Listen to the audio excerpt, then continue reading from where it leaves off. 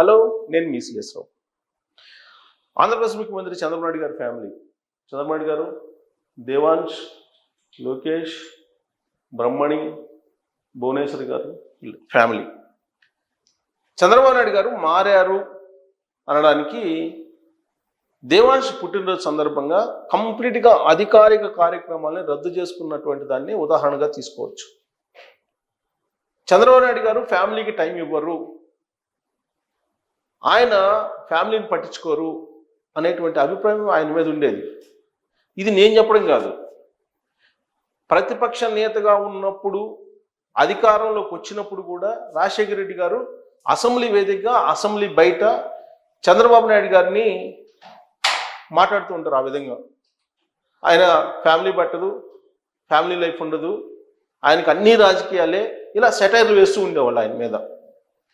ఇంకొక విషయాన్ని కూడా గుర్తు చేసేవాళ్ళు, ఆయన ముఖ్యమంత్రిగా ఉన్నప్పుడు ఆయన తల్లి చనిపోతే కూడా అంత్యక్రియలకు వెళ్ళలేదు అనేటువంటి విషయాన్ని కూడా రాజశేఖర రెడ్డి గారు అసెంబ్లీలోనే ప్రస్తావించారు ఒకనొక సమయంలో. మరి అది ఎంతవరకు నిజము, ఎలాంటి పరిస్థితుల్లో వెళ్ళలేకపోయారు అనేది తర్వాత క్లారిటీ కూడా చాలామంది ఇవ్వడం జరిగింది. బట్ చంద్రబాబు నాయుడు గారు పూర్తి స్థాయిలో అప్పటికి ఇప్పటికీ మారిపోయారు అనడానికి గత కొంతకాలంగా ఆయన్ని గమనిస్తే కనుక అర్థమవుతుంది. భువనేశ్వరి గారు అనేక సందర్భాల్లో చెప్పారు, ఎన్నికల క్యాంపెయిన్లో, ఎన్నికలకు ముందు ఆయన 53 రోజులు జైల్లో ఉన్నప్పుడు కూడా ఆవిడ చెప్పడం జరిగింది, ఫ్యామిలీ కంటే కూడా రాష్ట్ర ప్రజలు, సమాజం దీని గురించి ఎక్కువ ఆలోచించేవాళ్ళు అని చెప్పి. నిజమే అది. చంద్రబాబు నాయుడు గారు అభివృద్ధి కాముకుడు, వెంకయ్య నాయుడు గారు చెప్పినట్టు ఆయన సమాజం గురించి రకరకాల ఆలోచనలు చేస్తూ ఉంటారు.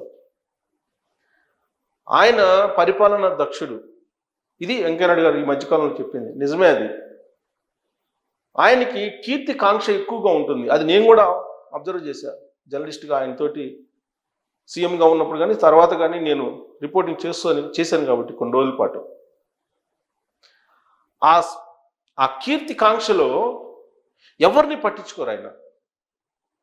ఒక్క డెవలప్మెంట్ యాక్టివిటీసు, ఎలా తన రాష్ట్రాన్ని నెంబర్ 1 చేయాలి, తన కీర్తి ప్రతిష్టలు శాశ్వతంగా నిలిచిపోవాలి, ఇలాంటివి ఆలోచనలు ఉండేవేమో. ఎందుకంటే ఆయన నిత్యం బిజీగా ఉంటారు. ఈవెన్ ప్రతిపక్షంలో ఉన్నప్పుడు కూడా ఒక్క నిమిషం కూడా ఆయన ఖాళీ ఉండరు.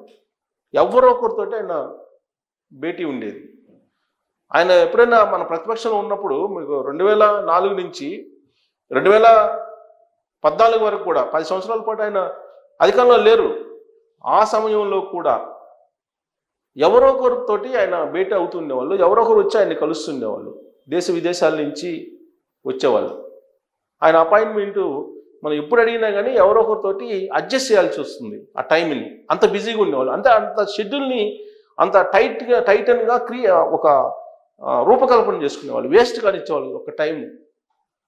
ఎప్పుడు కూడా సమాజం అలాగే అంతర్జాతీయంగా, జాతీయంగా ఎలాంటి పోకళ్ళు ఉన్నాయి, అభివృద్ధి ఎలా జరుగుతుంది, ఏ రంగంలో అభివృద్ధి జరుగుతుంది, ఇలాంటివన్నీ కూడా ఎప్పుడు అధ్యయనం చేస్తున్నారు. వివిధ రంగాలకు సంబంధించినటువంటి వాళ్ళు కలిసి వెళ్తూ ఉంటారు. ఆయనకి సుదీర్ఘ ప్రయాణంలో అనేక పరిచయాలు ఉంటాయి, దాంతో అనేక మంది కలుస్తూ ఉంటారు.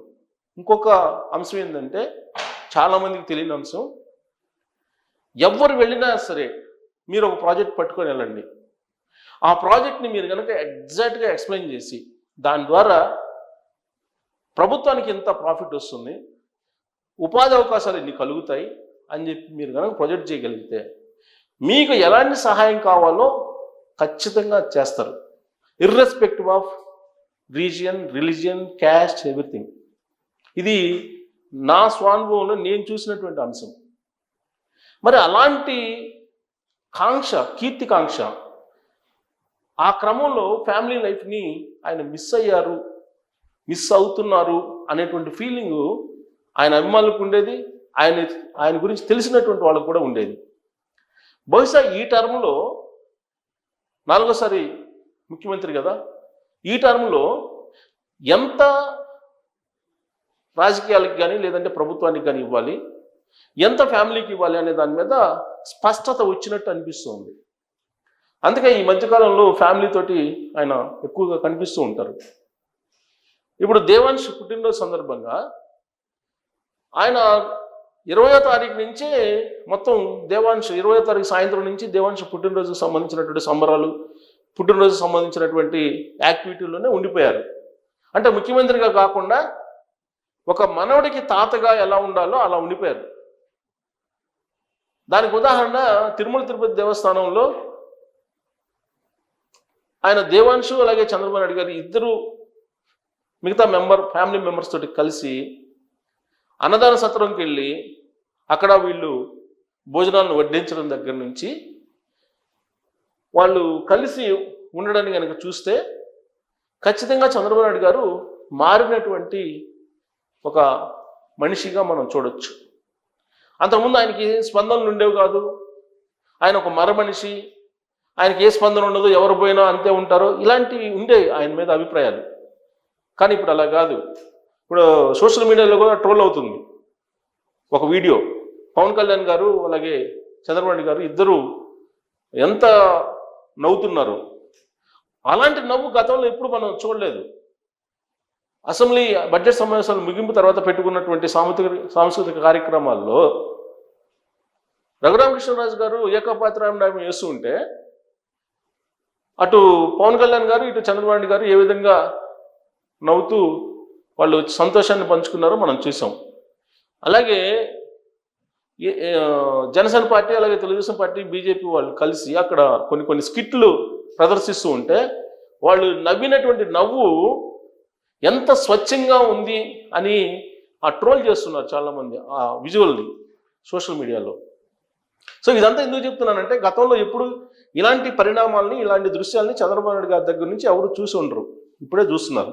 అందుకే మారినటువంటి పొలిటీషియన్గా, మారినటువంటి భర్తగా, మారినటువంటి తాతగా, మారినటువంటి తండ్రిగా, మారినటువంటి మామగా ఆ కుటుంబ సభ్యులకి ఇప్పుడు కనిపిస్తూ ఉన్నారు. ఇది నేను చెప్పడం కాదు, కుటుంబ సభ్యులే ప్రైవేట్ సంభాషణలో మాట్లాడుకుంటున్నటువంటి విషయాన్ని నాకు తెలిసినటువంటి వాళ్ళు చెప్పినటువంటి మాట. సో ఇప్పుడు తిరుమల వెళ్ళారు, శ్రీవారి దర్శనం చేసుకోవటం అనేది ఆనవాయితీ.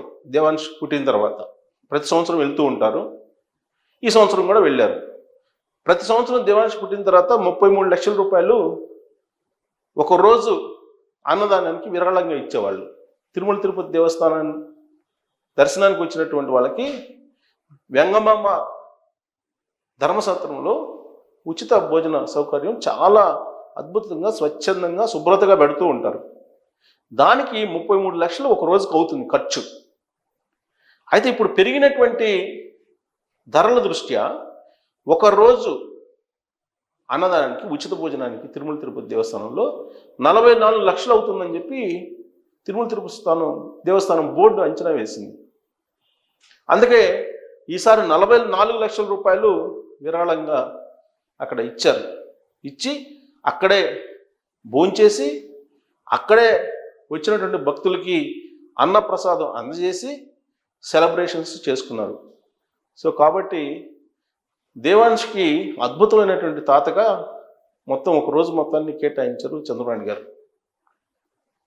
ఆంధ్రప్రదేశ్ ముఖ్యమంత్రిగా కాకుండా అవన్నీ మర్చిపోయి ఒక కుటుంబంలో ఎలా తాతగా ఉండాలి మనవాళ్ళకి, అలాగే భర్తగా భార్యకి ఎలా ఉండాలి, మామగా కోడలికి ఎలా ఉండాలి, తండ్రిగా కుమారుడికి ఎలా ఉండాలి అనేది చాలా జోవియల్గా కనిపించారు.